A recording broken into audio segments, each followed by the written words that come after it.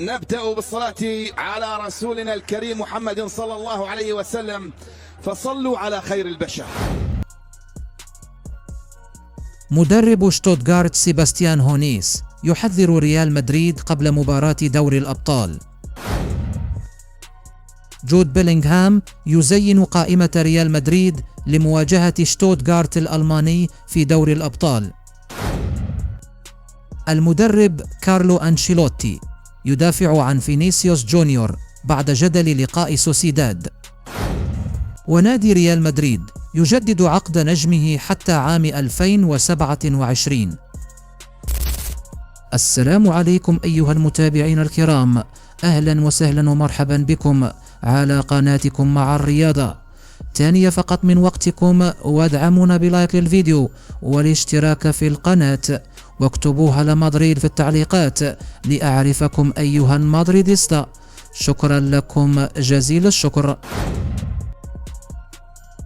بات فريق ريال مدريد يتطلع إلى عودة الفرنسي إدواردو كامافينغا من الإصابة للمشاركة مع كتيبة الإيطالي كارلو أنشيلوتي في المباريات من جديد أكثر من أي لاعب آخر.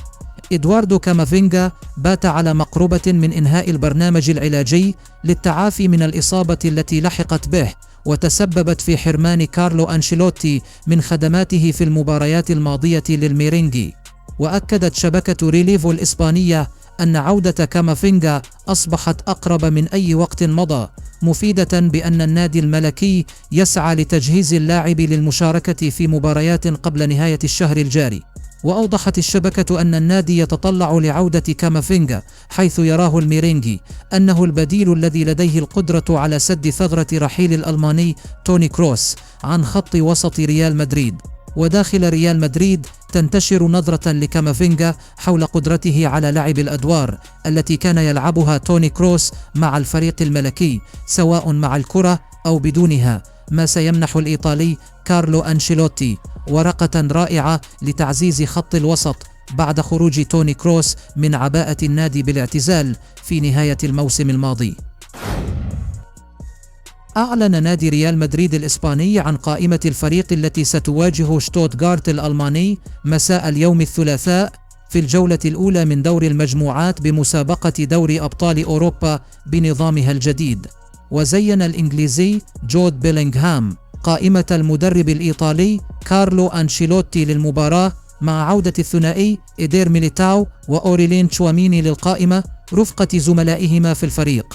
وعرفت قائمة ريال مدريد غياب النمساوي ديفيد ألابا، الفرنسي إدواردو كامافينغا، الإسباني داني سيبايوس، والمغربي إبراهيم دياز الذي تلقى إصابة قوية في مباراة الميرينج الماضية ضد ريال سوسيداد في الليغا.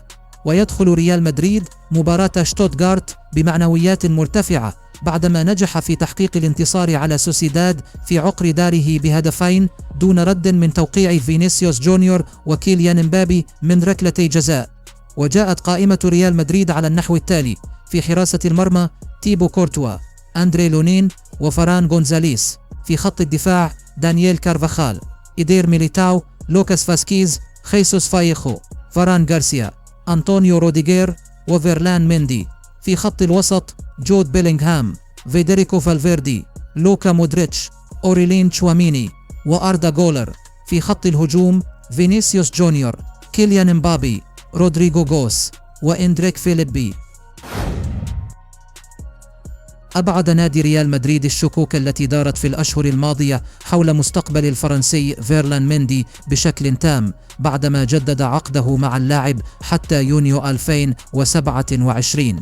وتوصل النادي الملكي إلى اتفاق تام مع فيرلاند ميندي من أجل تجديد عقد الظهير الذي كان يصل لخط النهاية في يونيو القادم، ما يعني التجديد لموسمين قادمين حسب المعلومات التي ذكرتها يومية ماركا الإسبانية. فيرلاند ميندي نجح في إقناع الجميع في ريال مدريد بحصوله على عقد جديد بعدما حامت الشكوك حول استمراريته مع الفريق الملكي، لكن اقتناع المدرب الإيطالي كارلو أنشيلوتي بقدراته كان عاملا في صالحه في عملية التجديد. اللاعب الذي انضم لريال مدريد في 2019 في حقبة مواطنه زين الدين زيدان وجد طريقا مليئا بالأشواك في الميرينجي بسبب عدة إصابات، ولكن بمجرد المشاركة بشكل مستمر استعاد مستواه المعهود وأصبح قطعة أساسية في تشكيلة الإيطالي كارلو أنشيلوتي. ومع تجديد عقد فيرلاند مندي وأندري لونين من قبله، يتجه ريال مدريد بعد ذلك لتجديد عقود بعض اللاعبين الذين تنتهي عقودهم في الصيف القادم، على غرار لوكا مودريتش، لوكاس فاسكيز، ودانييل كارفاخال. دافع المدرب الإيطالي كارلو أنشيلوتي مدرب ريال مدريد عن لاعبه البرازيلي فينيسيوس جونيور بعد الجدل الذي واكب لقاء الفريق ضد ريال سوسيداد. وكانت المباراة التي استضافها ملعب أنويتا قد انتهت بفوز ريال مدريد بهدفين دون رد، وسجل فينيسيوس جونيور الهدف الأول في اللقاء من ركلة جزاء. وأثار فينيسيوس الجدل بعد أن احتفل بالهدف واضعا إصبعه على فمه، طالبا من جمهور الفريق المنافس الصمت. وقال أنشيلوتي في تصريحات نقلتها صحيفة موندو ديبورتيفو الكتالونية: إشارة فينيسيوس، هذا رد فعل لتصرف قبيح جدا، ألا وهو توجيه الإهانات. وتابع: لا أحد بمقدوره تحمل الإهانات، أنا لا يمكنني ذلك. إشارة وضع اليد على الفم طبيعية بالنظر لكل شيء يحدث. وكان أسطورة ريال مدريد ميتوفيتش قد انتقد تصرف فينيسيوس جونيور قائلا: إن تلك الحركة التي قام بها تستفز الناس. وتأتي الواقعة في ظل المعركة التي يخوضها فينيسيوس ضد العنصرية في ملاعب الدوري الإسباني. حذر سيباستيان هونيس مدرب فريق شتوتغارت الألماني نادي ريال مدريد الإسباني قبل مباراة الفريقين مساء اليوم الثلاثاء في الجولة الأولى من الدور الأول لدوري أبطال أوروبا بنظامه الجديد في ملعب سانتياغو برنابيو. وقال هونيس في مؤتمر صحفي على هامش المباراة: أنا متحفز للعب ضد ريال مدريد وتحقيق الانتصار. سنخوض المباراة بكل الشجاعة الممكنة، ونرغب في ترك صورة جيدة عن فريقنا. نحترم الخصم بشدة. سنلعب ضد فريق استثنائي يملك خبرة أكبر منا بكثير في المسابقة، لكننا نريد أن نضع ذلك جانبا ونصنع المفاجأة. وأضاف مدرب شتوتغارت: حددت من سيكون في التشكيلة قبل المباراة. الكل يريد المشاركة بالطبع، لكني حددت ذلك مسبقا. المباراة لن تكون سهلة أمام ريال مدريد. هو فريق لديه تنوع كبير في الهجوم، إنهم مرنون مع الكرة ومرتداتهم مميتة بحق، لذلك يتوجب علينا التركيز والانتباه في كل ثانية من المباراة. وعن فينيسيوس جونيور وتعرضه للعنصرية، قال هونيس: على ما يبدو أن العنصرية تقل ضده خارج إسبانيا، لكني لن أدخل في هذه القصة لنتحدث عنه كلاعب. هو لاعب عالمي، وأن ألعب ضده شيء يشرفني. إنه يملك جودة كروية مذهلة، لاعب حاسم، وأثبت ذلك من قبل. وعن إمكانية إيقاف كيليان مبابي، قال هونيس: ريال مدريد ليس كيليان مبابي فقط، هناك رودريغو وفينيسيوس جونيور، الكل يملك صفات خاصة للغاية. سنعمل على إيقافه كفريق.